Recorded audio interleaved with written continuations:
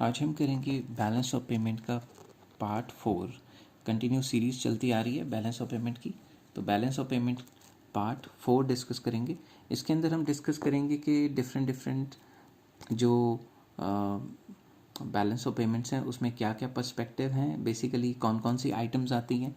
तो in this video we will cover autonomous items, accommodating items, उसमें differences क्या हैं, ये सारी की सारी चीज़ें हम डिस्कस करेंगे। सिग्निफिकेंस क्या है, बैलेंस ऑफ पेमेंट हमें पढ़नी क्यों इंपॉर्टेंट है। तो सबसे पहले हम हेडिंग बनाते हैं ऑटोनॉमस आइटम्स। तो सिंपल वर्ड्स में अगर किसी को समझाना है तो ऑटोनॉमस आइटम्स वो आइटम्स हैं जो हम बाहर से सेल या परचेज़ करते हैं अपने प्रॉफिट कंसिडरेशन के लिए। फॉर एग्जांपल, मुझे अपने कंट्री में कोई चीज़ अवेलेबल नहीं है और मैं प्रोड्यूसर हूँ, तो मैं बाहर से मशीन मंगवा रहा हूँ कोई प्रोडक्शन करने के लिए ताकि मुझे प्रॉफिट हो प्रोडक्शन करने के बाद। तो वो आइटम्स या वो ट्रांजैक्शंस जो कि मैं करता हूँ प्रॉफिट कमाने के लिए, वो ऑटोनॉमस आइटम्स आती हैं। तो these are those transactions which are undertaken with a view of making profits। अगर मैं प्रॉफिट कमाने के लिए कोई भी बाहर से सामान मंगवाऊँ या बेचूँ या कोई भी ट्रांजैक्शन करूँ तो उसे ऑटोनॉमस आइटम्स में इंक्लूड किया जाता है। ठीक है, तो इससे अपोजिट चलते हैं हम।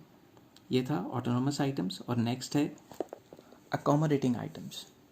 अकोमोडेटिंग आइटम्स या अकोमोडेटिंग ट्रांजैक्शंस वो ट्रांजैक्शंस हैं जो प्रॉफिट कंसिडरेशन से नहीं होती, बल्कि ये ट्रांजैक्शन वो ट्रांजैक्शन है जो बैलेंस ऑफ पेमेंट को बैलेंस करने के लिए, जो ख़राब हो गया उसको करेक्ट करने के लिए हम इस्तेमाल में लाते हैं।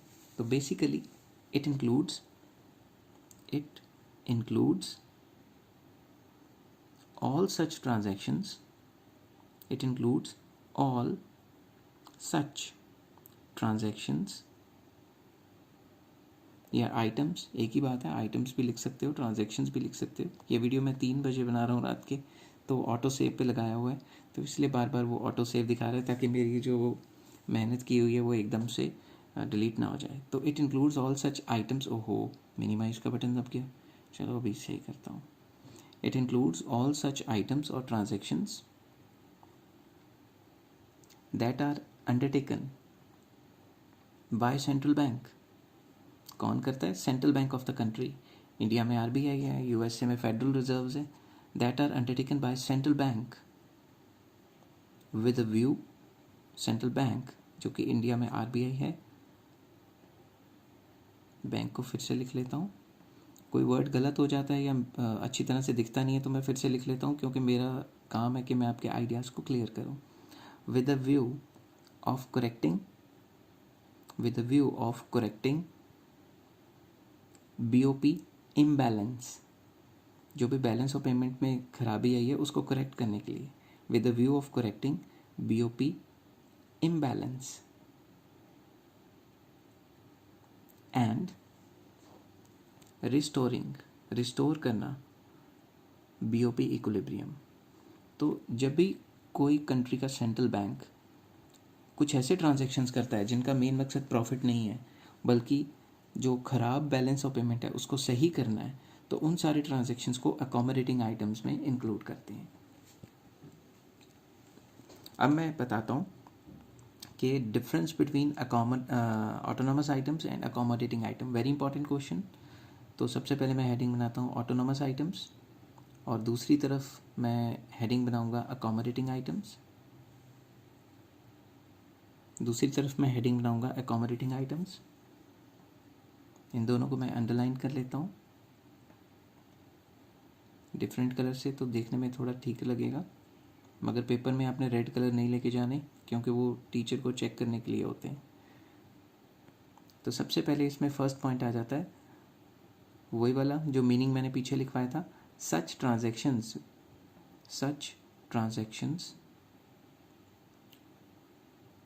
which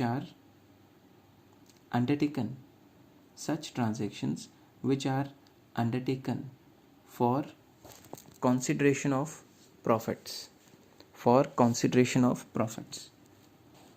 तो ऑटोनॉमस आइटम्स में वो ट्रांजैक्शंस आ जाती हैं जो हम प्रॉफिट के लिए की जाती हैं।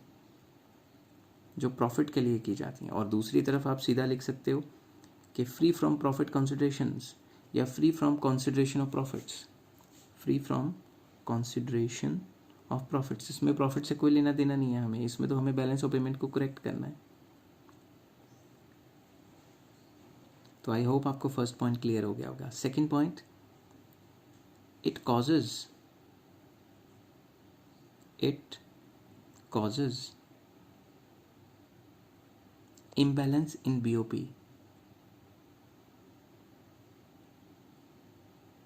इसी की वजह से बैलेंस ऑफ पेमेंट ख़राब होता है, जो हम अपनी प्रॉफिट के चक्कर में बाहर से सामान मंगवा लेते हैं, मगर इसकी वजह से BOP रिस्टोर होता है, तो हम लिख लेते हैं it restores BOP balance.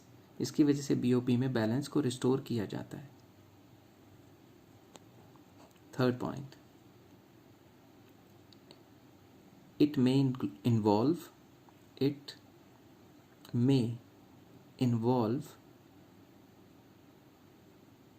movement of goods, it may involve movement of goods across the borders या across borders, कि एक कंट्री से दूसरी कंट्री माल जाता है ऑटोनॉमस आइटम्स में, बट एकोमोडेटिंग आइटम्स में ऐसा कुछ नहीं होता। ओहो, फिर से ये होम बटन दब गया, लिखते लिखते वो दब जाता है, तो माफ़ी चाहता हूँ इसके लिए। तो इट में involve the movement of goods across borders, एक कंट्री से दूसरे कंट्री माल जाता है, गुड्स जाते हैं, बट दूसरी तरफ ऐसा कुछ नहीं होता।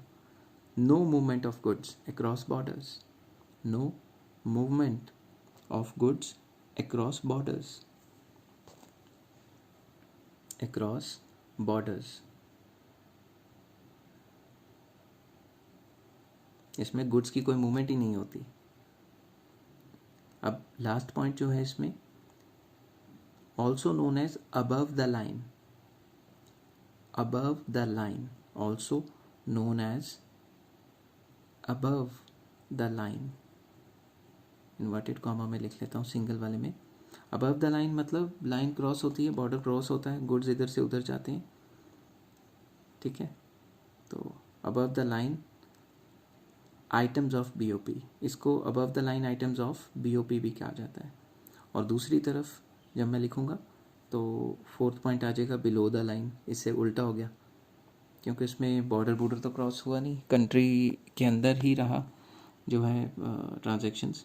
तो it is also known as below the line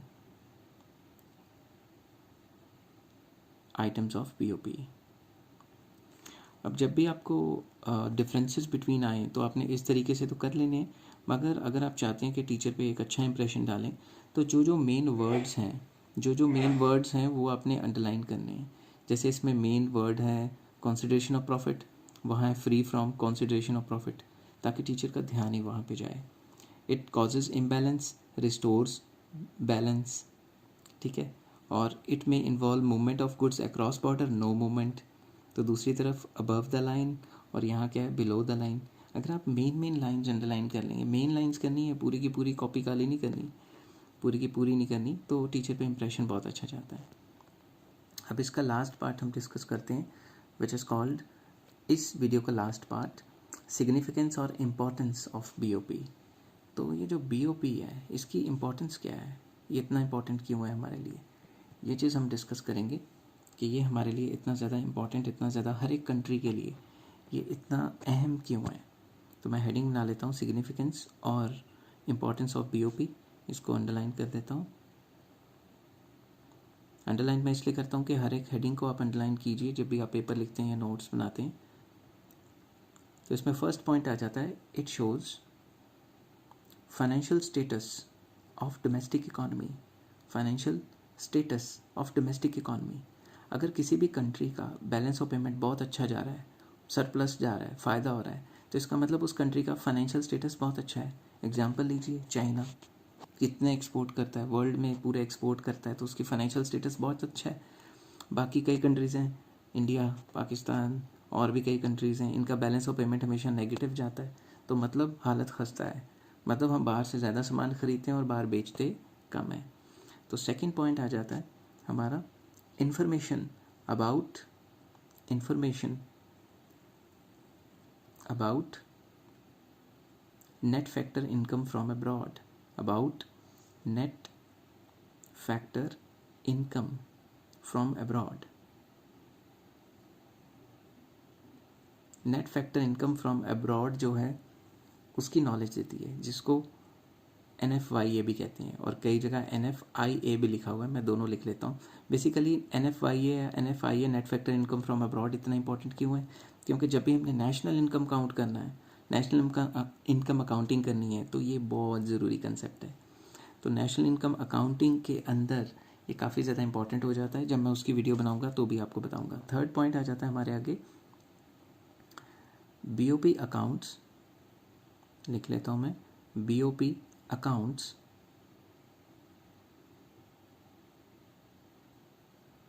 show export and import of a country. Capital X is export and capital M is import. Export and import of a country. Country के import and export को बताते हैं ये। Basically हम ये कह सकते हैं कि नेट एक्सपोर्ट्स को बताते हैं। नेट एक्सपोर्ट होता है export minus import.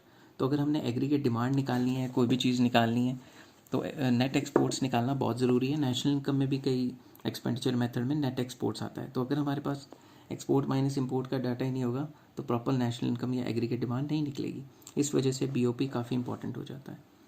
Fourth point आ जाता है, BOP accounts reflect market potential in the domestic economy. ये डोमेस्टिक इकॉनमी में हमें बताता है कि हमारा मार्केट पोटेंशियल क्या है। फॉर एग्जांपल, अगर हमारे कंट्री के एक्सपोर्ट लगातार बढ़ रहे हैं तो ये बताता है कि हमारे अंदर पोटेंशियल है कि हम और ज़्यादा कंपनी खोल के एक्सपोर्ट ओरिएंटेड काम और ज़्यादा कर सकते हैं। और अगर हमारा नेगेटिव चल रहा है तो ये पता लग जाएगा कि भाई हमारा बेड़ा गर्क हुआ पड़ा है। तो इसीलिए काम ख़राब हुआ पड़ा है। बेड़ा गर्क मतलब काम ख़राब, पंजाबी में कह देते हैं। तो इसलिए ये हमें मार्केट पोटेंशियल के बारे में बताता है। नेक्स्ट पॉइंट आ जाता है,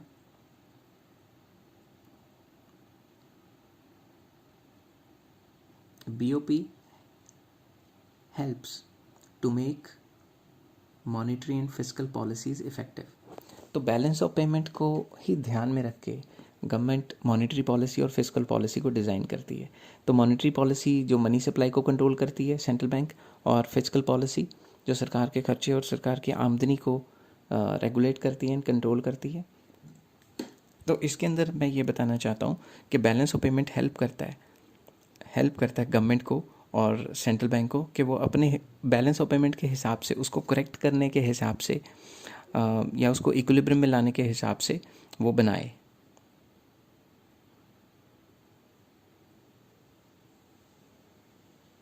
तो हमेशा वही बनाई जाती हैं। मतलब जब भी हम मॉनेटरी एंड फिस्कल पॉलिसी बना रहे हैं तो बैलेंस ऑफ पेमेंट को भी ध्यान में रखा जाता है। तो नेक्स्ट वीडियो बहुत जल्द आने वाली है। अगर आपको किसी भी चीज़ के PDF नोट्स वगैरह चाहिए होते हैं, PDF नोट्स, तो ये मेरा फ़ोन नंबर है, व्हाट्सएप नंबर है, तो आप इस पर मैसेज कर सकते हैं। Obviously I will help you. Take care, bye bye.